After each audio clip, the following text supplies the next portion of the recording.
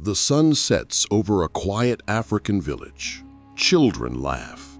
Women pound grain with wooden pestles. Men return from the hunt, their voices warm with pride.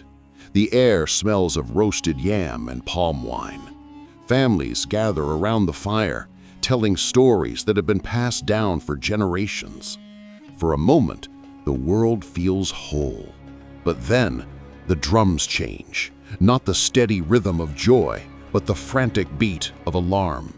The sound of horses thunders in the distance.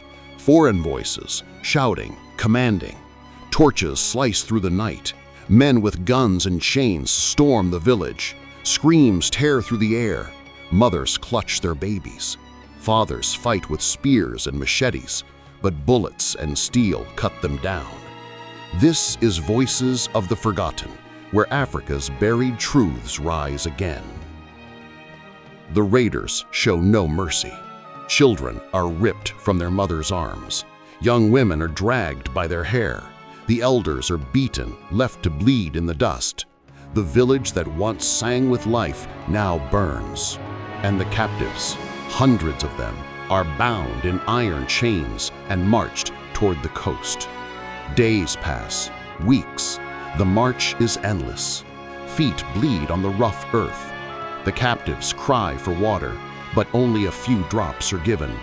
Those who collapse are left behind, their bodies rotting under the sun. The survivors reach the coast, where the ocean smells of salt and rot, and a sight more terrifying than death itself waits before them. Its dark wooden hull looms like a monster. The captives are forced below deck.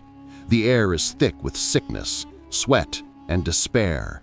Chains rattle as they are crammed into the hold. Hundreds of men, women, and children lying shoulder to shoulder, unable to move. The stench of vomit, feces, and blood suffocates them. Rats crawl over their bodies in the dark. Every wave rocks the ship, but there is no comfort, only terror. Disease spreads. The cries of children fade into silence as death claims them. Bodies are dragged up, shackled even in death, and tossed overboard like garbage into the hungry sea. Sharks follow the ship, feasting on the trail of corpses. This is the Middle Passage, a journey that steals not only bodies, but souls. And yet, for those who survive, the worst has not even begun. The year is 1619. The first enslaved Africans arrive in Virginia.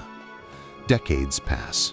By the 1700s, cotton becomes the bloodline of America's South. The fields stretch endlessly, white under the burning sun. Cotton means wealth. Cotton means power. But cotton demands labor, endless labor.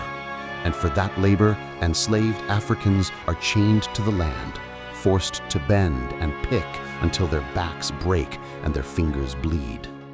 By 1808, the United States bans the importation of slaves from Africa.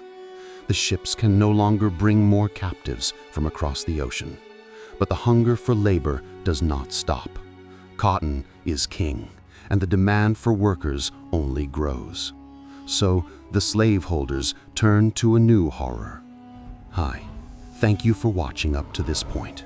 If you love African mystery history, comment the country you are watching from so we can appreciate you.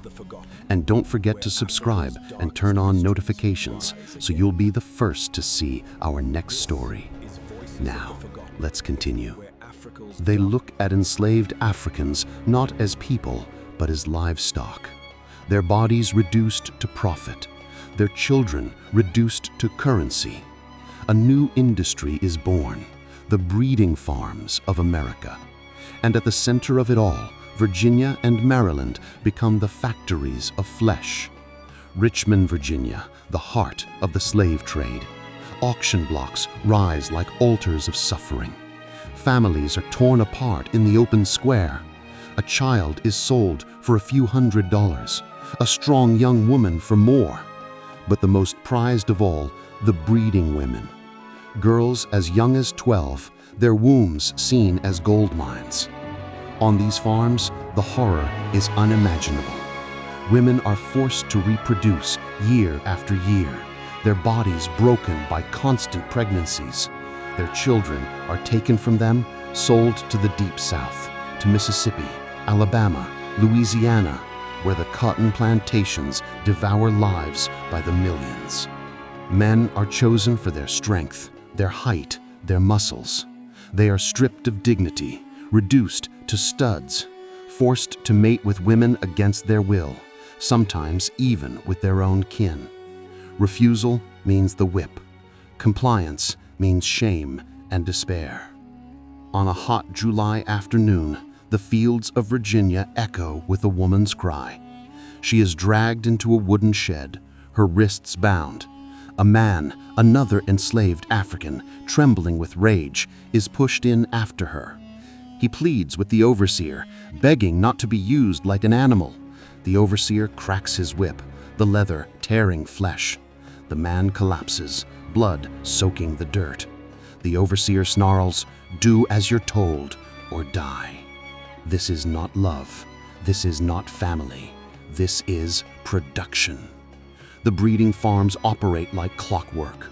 Overseers keep ledgers, recording every pregnancy, every birth. A child born is not celebrated, it is counted.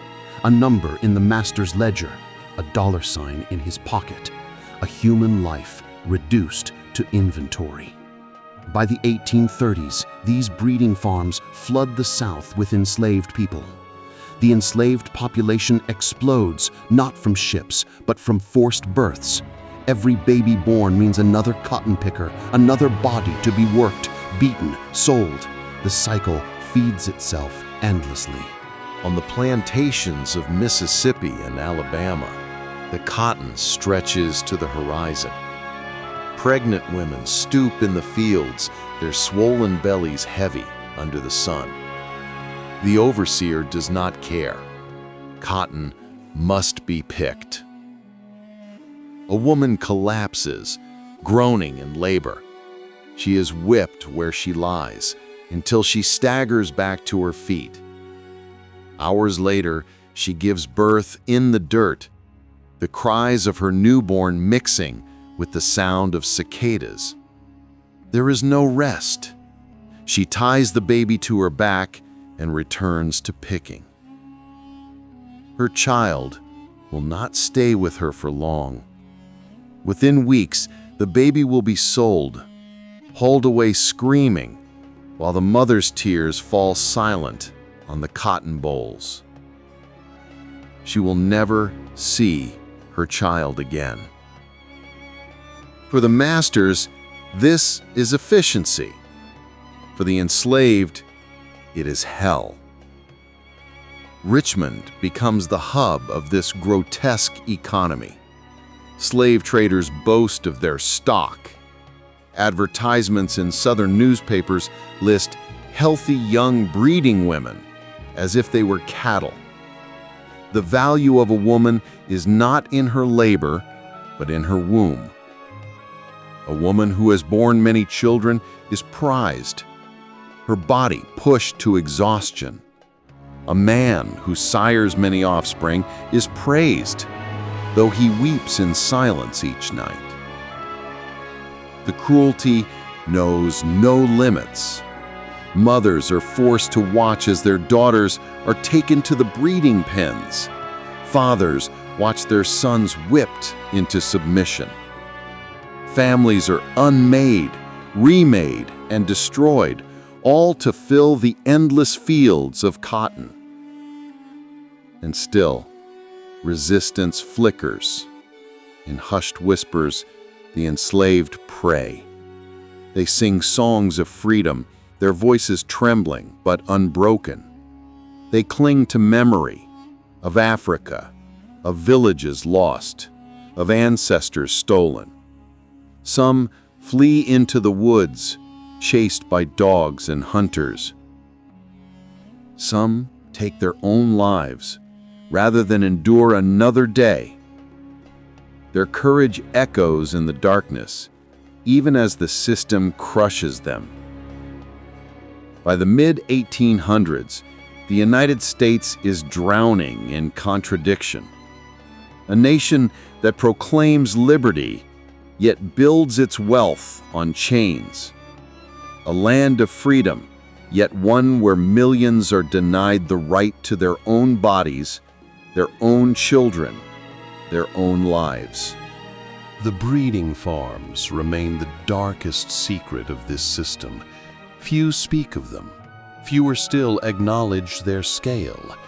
But their legacy is written in blood, in tears, in the countless children torn from their mothers' arms. And then, the Civil War, 1861. The nation splits, North against South. Cotton is the prize, and slavery the question. As Union armies march, the plantations burn. Enslaved men and women flee to freedom, though many carry scars that will never heal. The breeding farms collapse, their ledgers abandoned, their pens empty. But the wounds remain. For centuries, Africa bled. Its people stolen, its villages emptied. For centuries, America thrived, its fields white with cotton, its markets full of bodies. The breeding farms turned life itself into profit, generation after generation. Today, their shadows still linger. The cries of mothers still echo across the fields. The faces of children still haunt the soil. And the truth remains, a truth too horrific to forget. These were not just farms, not just plantations. They were factories of pain, factories of flesh, factories of stolen futures. They called them breeding farms. But in truth, they were hell itself. If you lived in that time, would you have the strength to fight for freedom, or would you be forced to endure in silence? Tell me in the comments, what would you do? This is Voices of the Forgotten.